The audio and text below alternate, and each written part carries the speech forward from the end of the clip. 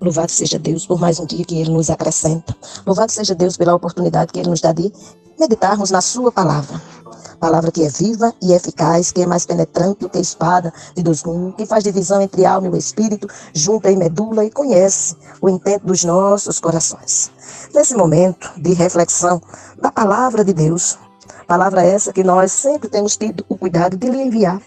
A você que é filho de Deus, a você que também ainda não é filho de Deus, porque só se é filho aquele que reconhece Jesus como Senhor e Salvador de sua vida. Por isso a gente falamos de quem é filho e de quem ainda não é filho. Porque a própria palavra nos declara que ele, Jesus, veio para o que era seu, os judeus, e os seus não receberam. Mas a todos quanto receberam, deu-lhes o poder de serem feitos filhos de Deus. Então, se deu o poder de serem feitos filhos de Deus, é porque ainda não eram filhos, era só criatura. Aí vem uma perguntinha a você e a mim mesmo.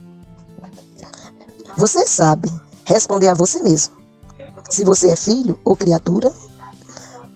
Porque essa resposta só cada um sabe responder. Eu posso olhar para você e dizer que você é filho, mas verdadeiramente só sabe responder essa resposta diante de Deus cada um. Se Jesus te perguntar quem você é, você pode dizer a Ele assim: eu sou filho de Deus. Para você fazer essa resposta, você sabe, e se não sabe, fique sabendo agora, que é preciso reconhecer Jesus como Senhor e Salvador de sua vida. Porque só Ele foi quem tomou sobre si as nossas dores e enfermidade. Foi Ele quem cravou na cruz. E foi quem cravou na cruz todos os nossos pecados. E foi Ele quem disse ao Pai: tudo está consumado. E na tua mão entrego o meu espírito. E essa entrega de Jesus foi com a proposição de cumprir a missão aqui na terra. E qual foi a sua missão? De dar a sua vida em favor de todo aquele que nele crê. Crê que ele é o Filho de Deus e que foi enviado por Deus para dar a solução para aqueles que se encontram separados de Deus. Quando é que o homem se tornou um ser separado de Deus? Quando você lê Gênesis 3, você vai perceber que a partir dali o homem se tornou um ser separado de Deus, porque ele pecou, ele caiu.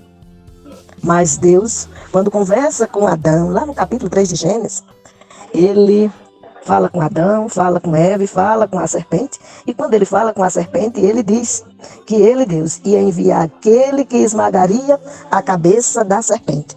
E só é através dessa ação que o homem volta a ter conciliação ou se reconcilia com Deus.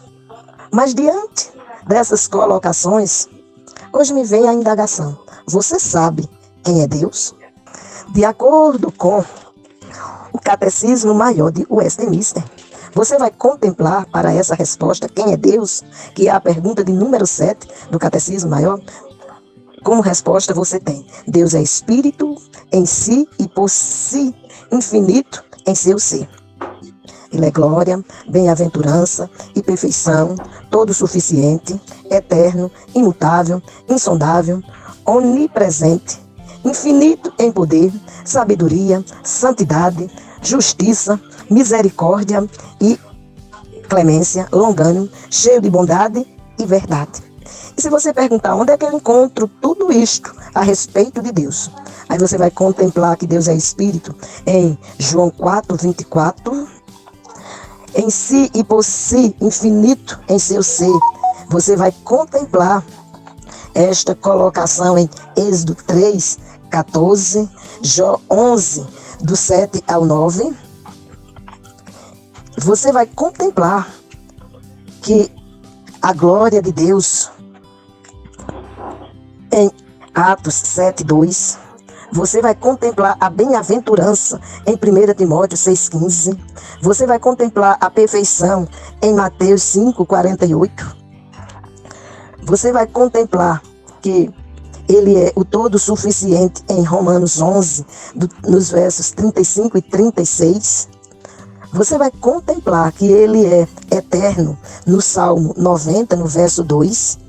Que ele é imutável em Miqueias 3:6, você vai contemplar que ele é insondável no Salmo 145, verso 3. Você vai contemplar que ele é onipresente no Salmo 139, verso 1, 2 e 7. que ele é infinito em poder, em Apocalipse 4:8, que ele é sabedoria, em Hebreus 4:13 e Romanos 16:27, que ele é santidade, em Isaías 6:3, que ele é justiça, em Deuteronômio 32:4. Por isso você vai contemplar que ele é misericórdia e clemência, longânimo, cheio de bondade e verdade, em Êxodo 34:6. Falando a respeito da santidade de Deus, nós podemos contemplar no livro de Números as seguintes colocações a respeito da santidade de Deus. As ações de Deus no livro de Números revelam seu caráter santo e as altas expectativas que ele tinha para o seu povo. Ele não tolerava o pecado.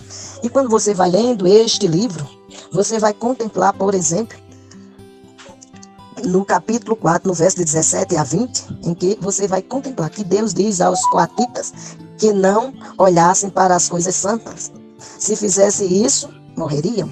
Já você olhando no capítulo 5, nos versos de 1 a 4, Deus manda que os israelitas expulsem do acampamento qualquer pessoa que tenha doença de pele, corrimento ou que esteja cerimonialmente impura.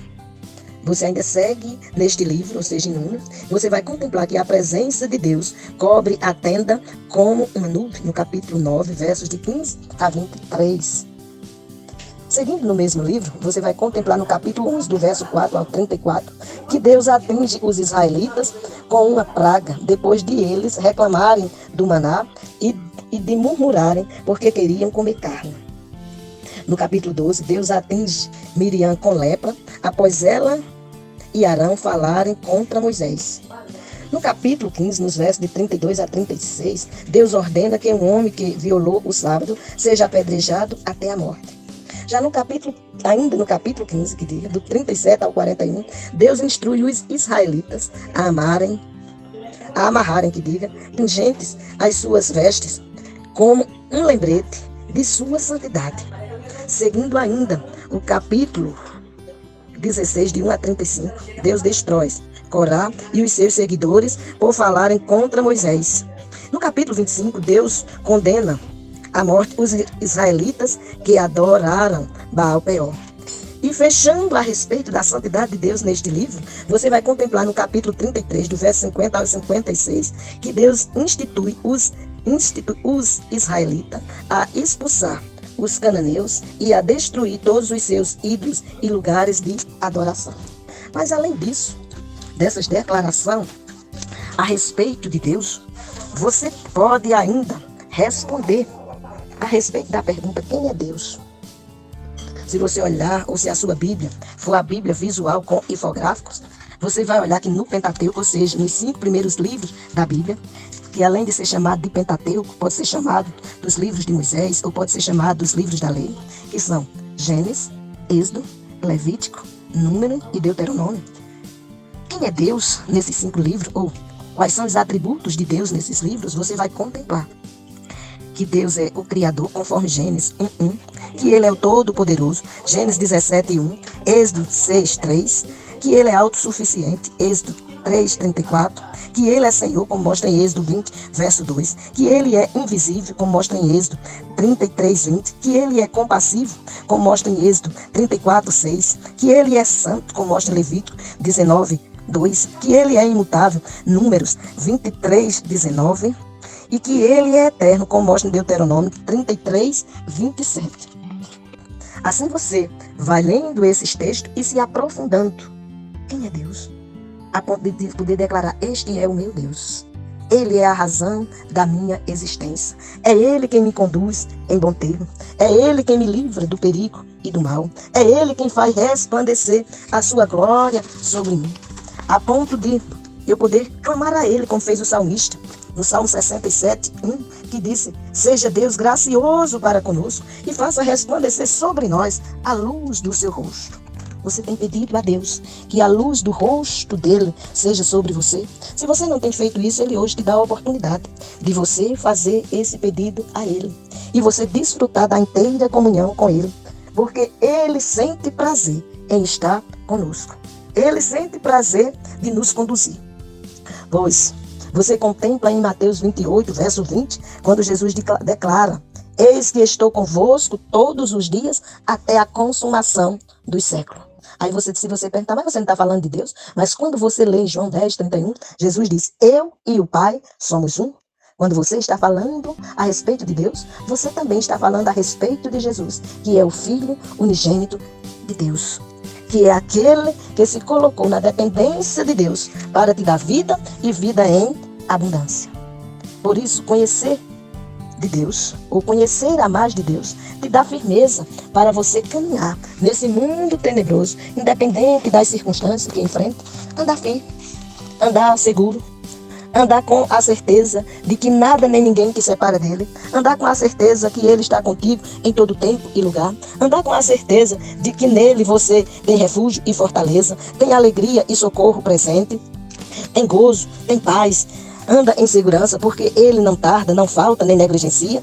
E ele declara que está com você e com certeza ele vela em cumprir a sua palavra, como assim disse ao profeta Jeremias, lá em Jeremias capítulo 1, versos 11 e 12, quando ele faz a pergunta: que vês tu, Jeremias? E Jeremias responde: vejo uma vara de amendoeiro. E ele disse a Jeremias: viste bem, porque eu velo em cumprir a minha palavra. Quando você lê lá em Número 23, 19, tem a seguinte declaração: Deus não é homem para que minta, nem filho do homem para que se arrependa. Quando ele fala, ele faz. Quando ele promete, ele cumpre. E ele cumpre porque ele é zeloso e ele é pronto em perdoar.